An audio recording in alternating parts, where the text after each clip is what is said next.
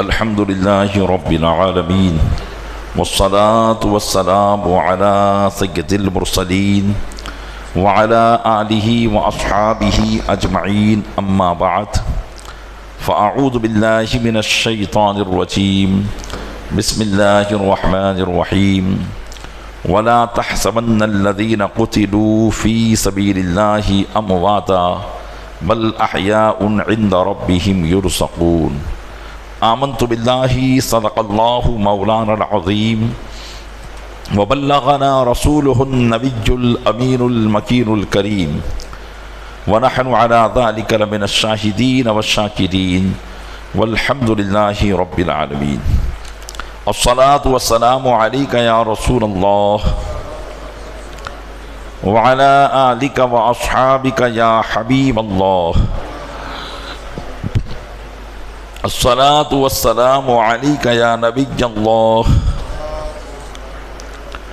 وعلى آلك وأصحابك يا نور الله. بعد تراویح تاریخ اسلام کا عظیم باب غزوہ احد کے سلسلے میں بیان جاری ہے، سماعت فرمائے.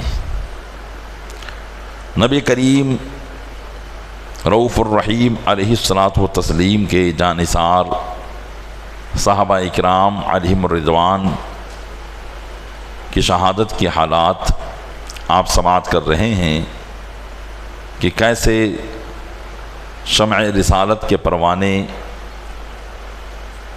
نبی کریم صلی اللہ علیہ وسلم کے ناموس پر اور آپ کے قدموں میں کیسے جان قربان کرتے ہیں. احد کے شہداء میں ایک نام اسیرم عمرو بن ثابت بن وقش رضی اللہ تعالیٰ عنہ کا آتا ہے. یہ اسیرم حضرت سعد بن معاذ رضی اللہ تعالیٰ عنہ کے رشتے میں بھائی ہوتے تھے اور انصار کے ایک قبیلے کے فرد تھے. نبی کریم صلی اللہ تعالیٰ علیہ وسلم جب مدینہ منورہ میں تشریف لائے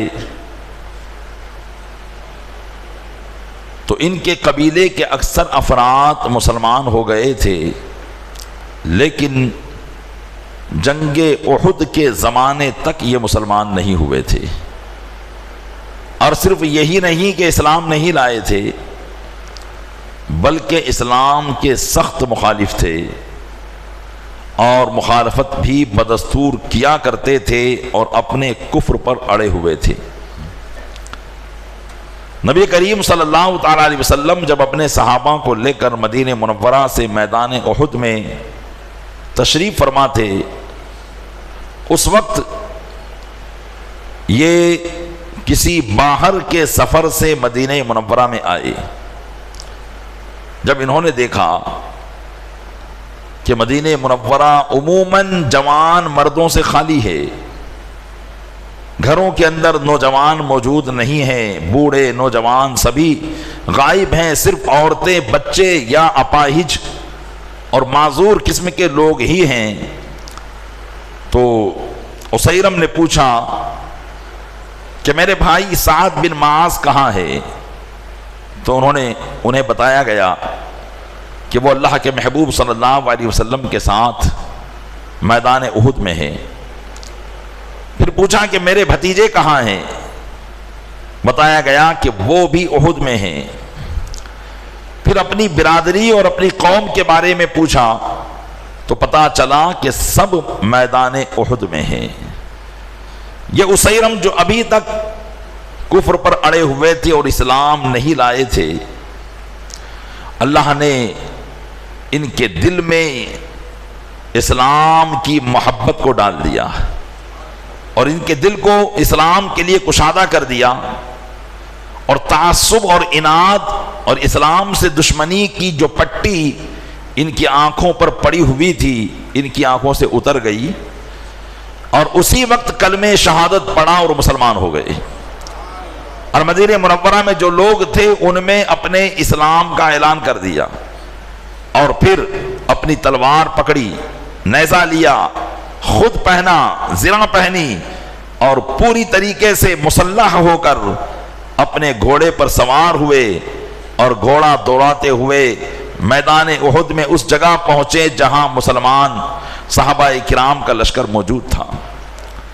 چنانچہ بعض صحابہ جن کے پاس یہ جا کر کھڑے ہوئے، جب انہوں نے دیکھا کہ اسیرم ہمارے ساتھ ہے اور یہ تو ایک کافر ہے، اور اللہ کے محبوب صلی اللہ علیہ وسلم نے پہلے ہی ارشاد فرما دیا تھا کہ ہم اللہ کے دین کی لڑائی میں کسی بھی کافر سے مدد نہیں لیں گے، تو صحابہ اکرام علیہم الرضوان نے کہا کہ اسیرم تم یہاں سے چلے جاؤ، تم ہمارے ساتھ یہ لڑائی نہیں لڑ سکتے۔ تو اس نے کہا کہ بھائیو مجھ پر غصہ نہ کرو، میں نے بھی اسلام قبول کر لیا ہے۔ چنانچہ پھر حضرت اسیرم رضی اللہ تعالیٰ عنہ اپنی پوری بہادری سے اللہ تبارک و تعالیٰ کے دین کی مدد اور سربلندی کے لیے میدان جنگ میں لڑتے رہے اور خوب اپنی بہادری کے جوہر دکھائے، یہاں تک کہ زخموں سے چور چور ہو کر گر پڑے۔ ابھی سارے صحابہ کو معلوم نہیں پڑا تھا کہ مسلمان ہوئے، کیونکہ 700 صحابہ کی جماعت میں چند ہی کے پاس ہی جا کر کھڑے ہوئے تھے۔ اس لیے بنو عبد الاشہل کے چند آدمی جب میدان جنگ میں اپنی لاشوں کو ڈھونڈنے کے لیے گئے تو وہاں پر اسیرم کو بھی ایک جگہ پایا، تو بنو عبد الاشہل کے لوگوں نے کہا کہ بخدا یہ تو اسیرم ہے اور یہ تو اسلام لایا ہی نہیں تھا، یہ تو منکر اسلام دشمن اسلام تھا، یہ یہاں کیسے زخمی ہو کر پڑا ہوا ہے؟ تو ان سے پوچھا گیا کہ تم کیوں آئے؟ کہا میں بھی لڑنے کے لیے آیا ہوں تمہاری طرح۔ تو انہوں نے کہا کیا تمہیں اپنی قوم کی غیرت لائی یہاں پر یا اسلام کی محبت لے کر آئی ہے؟ جیسے مثال کے طور پر آدمی کوئی بھی دین رکھتا ہو لیکن اگر اس کے بھائی برادر کو کوئی پریشان کرنے کے لیے آئے تو ظاہر سی بات ہے کچھ نہ کچھ خاندانی محبت دل میں ہوتی ہے، اور وہ اگرچہ ان سے دوسرے معاملے میں مخالفت کرتا ہو لیکن اپنے بھائی برادروں کے دشمنوں کو وہ ان کے ساتھ کھڑے ہو کر لڑائی کرتا ہو۔ تو صحابہ کرام نے پوچھا کیا تم اپنی قومی حمیت میں آئے ہو یا اسلام کی محبت میں آئے ہو؟ تو کہا نہیں، میں نے اسلام قبول کر لیا ہے اور میں صرف اور صرف اسلام کی محبت میں یہاں پر آیا ہوں۔ اتنے میں ان کے بھائی حضرت سعد بن معاذ رضی اللہ تعالیٰ عنہ بھی وہاں پہنچے اور دیکھا کہ اسیرم زخموں سے چور چور ہے اور قریب ہے کہ ان کا انتقال ہو جائے۔ تو حضرت سعد نے بھی پوچھا یا اسیرم حمیۃً لقومہ او غضباً للہ ولرسولہ، کہا اے اسیرم تم اپنی قوم کی حمیت اور اپنی قوم کی محبت میں یہاں پر آئے ہو یا اللہ و رسول کے لیے غصہ ہو کر آئے ہو؟ انہوں نے کہا قال بل غضباً للہ وللرسول، کہا میں اپنی قوم کی ہمدردی میں نہیں آیا ہوں بلکہ اللہ اور اس کے رسول کی محبت میں آیا ہوں۔ حضرت اسیرم رضی اللہ تعالیٰ عنہ کا یہ آخری وقت تھا، زخموں سے چور چور تھے، تو ارشاد فرمایا کہ میرے انتقال کے بعد میرے سارے اموال اور میری ساری ملکیت حضور کے قدموں میں پیش کر دینا، حضور جیسے چاہیں اس کو صرف فرمائے۔ یہ کہہ کر حضرت اسیرم کا انتقال ہو گیا، جان بھی لٹا دی، مال بھی لٹا دیا۔ یہ وہ صحابی رسول ہیں کہ حضرت ابو ہریرہ رضی اللہ تعالیٰ عنہ بعد میں آنے والے لوگوں سے پوچھا کرتے تھے بتاؤ وہ کون سے مسلمان ہیں کہ جو اسلام لائے، نہ کوئی انہوں نے عمل کیا، نہ نماز پڑھی، نہ روزہ رکھا، نہ زکوٰۃ دی، نہ کچھ کام کیا، اس کے باوجود وہ جنتی ہیں۔ تو لوگ پوچھتے کہ تم ہی بتاؤ وہ کون ہیں، تو حضرت ابو ہریرہ اس پہلی کو بجاتے ہوئے فرماتے کہ وہ حضرت اسیرم ہیں۔ دیکھیے ایک پل میں اسلام لائے، چند ہی لمحوں میں جنت کا فیصلہ کر دیا گیا۔ یہ ہے اسلام کی بدولت ملنے والی نعمتیں کہ بندہ اگر مسلمان ہو جائے، ایمان کی دولت سے سرفراز ہو جائے، تو اللہ تبارک و تعالی اسے دائمی جنت اور ہمیشہ کا عیش اور آرام عطا فرماتا ہے، جو حضرت اسیرم رضی اللہ تعالیٰ عنہ کو ملا۔ الغرض نبی کریم صلی اللہ تعالیٰ علیہ وسلم سے جب ان کے بارے میں ان کا تذکرہ کیا جاتا تو آقا صلی اللہ علیہ وسلم فرمایا کرتے کہ اسیرم اہل جنت سے ہے، وہ جنتی ہے۔ پیارے اسلامی بھائیو، دیکھو واقعی دین کی خدمت کرنا اور دین کی مدد کرنا یہ اسی وقت مقبول ہوتی ہے جبکہ اللہ اور اس کے رسول کی رضا کے لیے وہ کام کیا جائے۔ اگر اللہ اور رسول کی رضا کے لیے وہ کام نہ ہو تو بندہ اپنی جان بھی لٹا دے تب بھی وہ اللہ کی بارگاہ میں مقبول نہیں ہے۔ آئیے اسی قسم کا ایک واقعہ اور سماعت کیجئے۔ مسلمانوں کی جنگ، مسلمانوں کے ساتھ میدان احد میں ایک شخص تھے جن کا نام تھا قزمان، اور قزمان یہ مسلمان نہیں ہوا تھا، یہ منافق تھا، لیکن مسلمانوں سے اس کی اچھی دوستی تھی۔ جب مسلمان میدان احد میں گئے تو یہ یہیں پر موجود تھا، تو اس کو عورتوں نے شرم دلائی کہ تمہیں شرم نہیں آتی، تمہارے بھائی برادر، تمہارے دوست احباب سب اپنے دشمنوں کو بھگانے کے لیے گئے ہیں اور تم یہاں پر عورتوں کے ساتھ گھر میں بیٹھے ہوئے ہو۔ تو قزمان کو، چونکہ قزمان ایک بہت بڑا بہادر تیر انداز، تیر افغن اور بہت بڑے نشانے باز تھا، کوئی بھی تیر ان کی رائے گاہ نہیں جاتی تھی، یہ ایسا نشانے باز شخص تھا۔ لیکن بات عجیب تھی کہ اللہ کے محبوب صلی اللہ تعالیٰ علیہ وسلم کی بارگاہ میں جب بھی قزمان کا تذکرہ کیا جاتا، قزمان کا ذکر کیا جاتا، تو اللہ کے محبوب صلی اللہ علیہ وسلم ارشاد فرماتے ہوا من اہل النار، ہوا من اہل النار، وہ جہنمی ہے۔ صحابہ کرام کو تعجب ہوتا کہ ایک شخص ہے جو ایمان والا ہے، اپنے آپ میں مومن ہے، اللہ کی راہ میں لڑتا ہے، جہاد کرتا ہے، اللہ کی راہ میں اپنی جان کو قربان کرتا ہے، لیکن اللہ کے محبوب فرما رہے ہوا من اہل النار، وہ جہنمی ہے۔ صحابہ کرام کو ان باتوں سے بڑا تعجب ہوتا، لیکن بات سمجھ میں نہیں آتی۔ البتہ صحابہ کرام کو اپنے محبوب کی بات پر انکار ہو ایسا بھی نہیں، بلکہ صحابہ سے زیادہ آقا علیہ السلام کی بات کو ماننے والا کون تھا؟ الغرض صحابہ کرام اس حیرت میں رہتے اور بات انہیں سمجھ میں نہیں آتی۔ غرض کہ یہ قزمان، یہ وہ کہ مسلمان کے لشکر کی طرف سے کافرین کی طرف جس نے سب سے پہلا تیر چلایا وہ قزمان تھا۔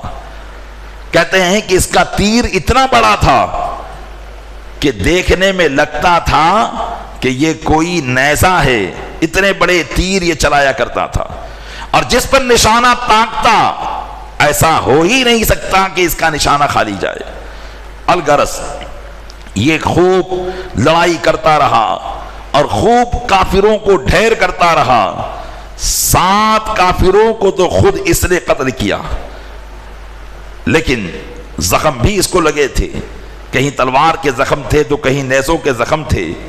البتہ یہ زخم سے چور چور ہو کر گر پڑا اور آخری لمحات اپنے گزار رہا تھا کہ حضرت قتادہ بن نعمان رضی اللہ تعالیٰ عنہ تشریف لائے اور ارشاد فرمایا، اے ابو الغیداق، یہ اس کی کنیت تھی، کہا ابو الغیداق ہنیئا لک الشہادہ، تمہیں شہادت مبارک ہو، ان قریب تم اللہ کی بارگاہ میں جانے والے ہو۔ تو قزمان کہنے لگا، اے ابو قتادہ، کیا تم یہ سمجھ رہے ہو کہ میں اسلام کے لیے لڑا ہوں؟ کیا تم یہ سمجھ رہے ہو کہ میں نے اسلام کے لیے جان دی ہے؟ قسم خدا کی میں تو اپنی قومی غیرت کی وجہ سے یہاں آ گیا، عورتوں نے مجھے بھگایا، شرم دلائی تو میں آیا ہوں۔ ما قاتلت الا علی الحفاظ ان یسیر الینا قریش حتی تطأ ضعفنا، کہا مجھے یہ بات یہاں پر لے کر آئی کہ میں نے اس بات کو پسند نہ کیا کہ قریش کے لوگ آ کر میرے ہوتے ہوئے میری قوم کے کمزور لوگوں کو روند کر چلے جائیں، اس بات کی وجہ سے میں آیا ہوں، میں اسلام کی محبت کی وجہ سے نہیں آیا ہوں۔ اللہ اکبر۔ چنانچہ صحابہ کرام کو اب تھوڑا سا جو ہے راز پر پردے اٹھنے لگے، لیکن ابھی بھی پتہ نہیں چل پا رہا تھا، کیونکہ یہ لڑا تھا تو اسلام ہی کے لیے، بظاہر تو کافروں کو اس نے مارا، لیکن کیا دیکھتے ہیں کہ اس کے زخم بہت گہرے تھے، اور زخم کی وجہ سے یہ کرا رہا تھا، چیخ رہا تھا، چلا رہا تھا، یہاں تک کہ جب زخموں کا درد برداشت نہ کر سکا تو خود اپنا نیزہ اس نے زمین پر گاڑا اور اپنے نیزے کے اوپر اپنے آپ کو گرا لیا اور زور لگا کر خودکشی کر لی۔ اللہ کے محبوب صلی اللہ علیہ وسلم کا یہ فرمان پورا ہوا کہ فرماتے تھے انہو من اہل النار، بے شک وہ جہنمیوں میں سے ہے۔ اب صحابہ کرام کی حیرت ختم ہو گئی۔ واقعی پیارے اسلامی بھائیوں، یقیناً جان مال عزت آبرو جو بھی اللہ کی راہ میں قربان کرنا ہو، یہ اللہ کی رضا اور اس کے محبوب کی محبت میں جب تک نہیں ہوگی اس کا کوئی ہمیں فائدہ نہیں ملنے والا ہے۔ آپ نے دیکھا کہ قزمان نے جان تک دے دی، لیکن مقصد کچھ اور تھا، اس لیے اپنے مقصد میں وہ کامیاب نہیں ہو پایا، جبکہ پہلے سے مسلمان تھا۔ لیکن ادھر حضرت اسیرم ہیں جو ایک دن میں ایمان لائے، اسی دن جنگ لڑی، اسی دن شہید ہوئے اور جنت میں اعلیٰ مقام پر فائز ہو گئے۔ شہدائے احد میں ان کا شمار کیا جاتا رہے گا، قیامت تک لوگ ان پر سلام بھیجتے رہیں گے۔ وجہ کیا تھی؟ وجہ یہی تھی کہ جو کام کیا تھا وہ اللہ اور اس کے رسول کی رضا کے لیے کیا تھا، لہذا ہمیں بھی اللہ اور اس کے رسول عز و جل و صلی اللہ علیہ وسلم کی رضا کے لیے ہی ہر کام کرنا چاہیے۔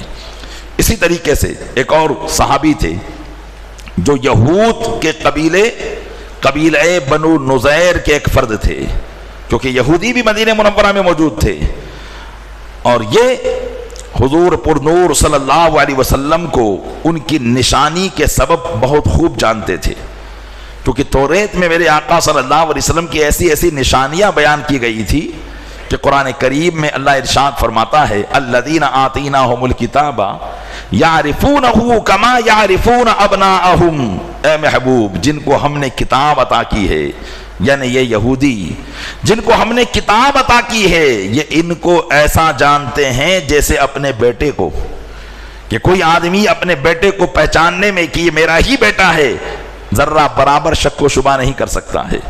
حضرت عمر فاروق اعظم رضی اللہ تعالیٰ عنہ نے ایک مرتبہ حضرت عبداللہ بن سلام سے، جو اسلام لانے سے پہلے یہودیوں کے بہت بڑے عالم تھے، ان سے پوچھا کہ اے عبداللہ بن سلام، یہ آیت تم لوگوں کے بارے میں نازل ہوئی اور تم لوگوں کے بارے میں بتایا گیا کہ محبوب یہ آپ کو ایسا پہچانتے ہیں جیسے اپنے بیٹے کو، تو حضرت عبداللہ بن سلام نے کہا اے عمر، ہم نے رسول اللہ صلی اللہ علیہ وسلم کی ایسی صفات اور ایسی تعریفیں اور ایسی نشانیاں قرآن میں توریت میں پڑھی ہے کہ جن کو پڑھنے کے بعد، آپ کو دیکھنے کے بعد ہمیں ذرہ برابر کوئی شک نہیں رہ جاتا، بلکہ ہم اپنی اولاد کو پہچاننے میں شک کر سکتے ہیں، لیکن یہ اس بات میں کہ یہی وہ اللہ کے محبوب ہیں جس کا ذکر ہم نے توریت میں پڑھا ہے، ہمیں ذرہ برابر شک نہیں ہے۔ یہ ہیں وہ یہودی جن کو اللہ تعالیٰ نے اپنے محبوب کی ساری صفاتیں بیان کی تھی، اور یہ یہودی ان کے آنے سے پہلے لوگوں کے درمیان آپ کی صفات کا تذکرہ کیا کرتے تھے۔ انہی میں ایک مخیریق نظری اسرائیلی یہودی تھے، اور حضور صلی اللہ علیہ وسلم کو بہت اچھی طرح سے پہچانتے تھے، لیکن چونکہ ان کو دین یہودیت سے بہت زیادہ محبت تھی، اس لیے انہوں نے اس بات کو پسند نہ کیا کہ میں اپنا دین یہودیت چھوڑ کر اسلام قبول کر لوں۔ ابھی تک یہ اسلام نہیں لائے تھے۔ آخر کار جب ہفتے کا دن، سنیچر کا دن، چونکہ سنیچر کے دن ہی یہ جنگ ہوئی تھی، تو جب ہفتے کا دن آیا تو اس دن ان کے دل میں یہ خیال آیا کہ کیوں نہ میں آج اللہ کے اس محبوب صلی اللہ علیہ وسلم پر ایمان لا کر ان کے نام پر اپنی جان کو قربان کر دوں۔ تو حضرت مخیریق اپنے قبیلے والوں کے پاس گئے اور کہا اے بنو نذیر، سچ سچ بتاؤ تم جانتے ہو کہ نہیں جانتے ہو کہ یہ اللہ کے نبی ہیں؟ سب نے کہا جانتے ہیں کہ ہاں یہی اللہ کے نبی ہیں۔ کہا ہم سے توریت میں یہ وعدہ کیا گیا تھا کہ نہیں کیا گیا تھا کہ جب وہ نبی تمہارے درمیان تشریف لائے تو ان کی مدد کرنا، تو تو بتاؤ کیا ہم پر اپنی کتاب کے مطابق ان کی مدد کرنا فرض نہ ہوا؟ تو یہودی کہنے لگے لیکن آج تو سنیچر کا دن ہے اور سنیچر کے دن ہم کوئی جنگ نہیں کرتے ہیں، اس لیے ہمارا مذہب اس بات سے منع کرتا ہے۔ تو حضرت مخیریق نے کہا کہ یہ سب تمہارے بہانے ہیں، جب اسلام آ گیا تو اب دین یہودیت کے کسی قانون کو جو ہے بروئے پاس کا لحاظ نہیں کیا جائے گا، بلکہ اب اسلامی قانون کو مانا جائے گا۔ اور یہ ساری باتیں ہم نے اپنی کتابوں میں پڑھی ہے کہ ان کا دین پرانے دینوں کو منسوخ کر دے گا، سارے احکام کو ختم کر دے گا، اور پھر ان کے آنے کے بعد اگر دین ہوگا تو صرف اسلام ہی ہوگا۔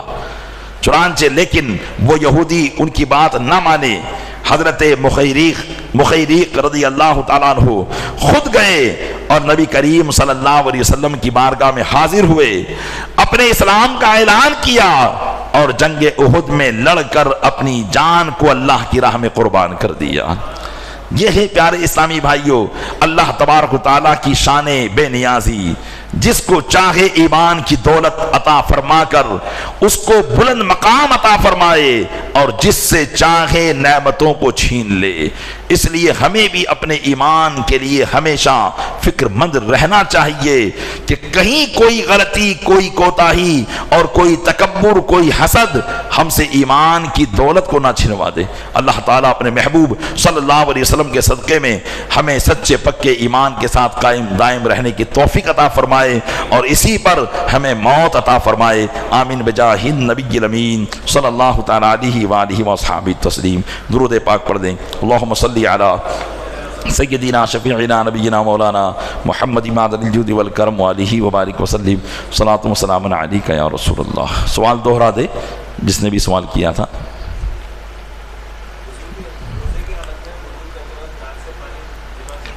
ہاں دیکھیے، وضو توڑنے میں ایک اصول سماعت کر لیجئے کہ وضو روزہ کب ٹوٹتا ہے، اس کا ایک قاعدہ ہے۔ روزہ ان چیزوں میں پانی یا دوا یا تیل وغیرہ جانے سے ٹوٹتا ہے جو جسم کے سوراخ ہیں۔ اب جسم کے سوراخ کیا ہیں؟ ناک، کان، منہ، پیشاب اور پاخانے کے مقامات، یہ ہے جسم کے سوراخ۔ اگر ان کے ذریعے پانی، تیل، دوا، کوئی بھی چیز معدے میں یا دماغ میں پہنچی تو روزہ ٹوٹ جائے گا۔ لہذا اگر وضو کرنے میں پانی ناک میں چڑھایا اور وہ پانی دماغ میں پہنچ گیا تو پھر روزہ ٹوٹ جائے گا، جبکہ اس کو اپنا روزہ ہونا یاد ہو۔ اور اگر اسے روزہ ہونا یاد ہی نہیں تھا، عام طریقے سے بے روزہ وہ وضو جس طرح بناتا تھا اس طرح وضو بنا رہا تھا کہ پانی چڑھ گیا، پھر یاد آیا کہ میرا تو روزہ تھا، تو روزہ نہیں ٹوٹے گا۔ لیکن جب پہلے سے اسے معلوم تھا کہ میرا روزہ ہے، اس کے باوجود اس نے بے احتیاطی برتی، یہاں تک کہ غرارہ کرنے میں پانی اندر اتر گیا، استنجا کرنے میں پانی میں زور سے سانس لی اور پانی پاخانے کے مقام سے اوپر چڑھ گیا، کان کے اندر دوائی ڈالی، پانی دوائی کان کے اندر ڈال کر دماغ تک پہنچی، تو ان سب صورتوں سے روزہ ٹوٹ جائے گا۔ لہذا یہ اصول آپ ذہن میں رکھیں۔ آئندہ کل کے لیے سوال جی۔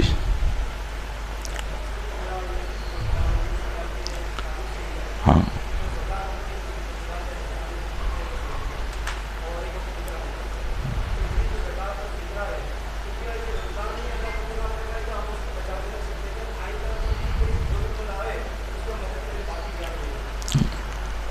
یہ سوال اس طرح رکھ لیتے ہیں کہ زکوٰۃ کب نکالنا چاہیے؟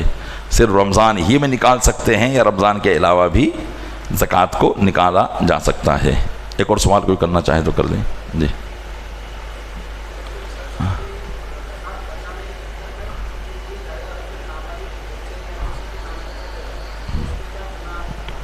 زکوٰۃ بچانے کا ہیلا کرنا یہ کیسا ہے؟ انشاءاللہ اس پر بھی کل گفتگو کریں گے۔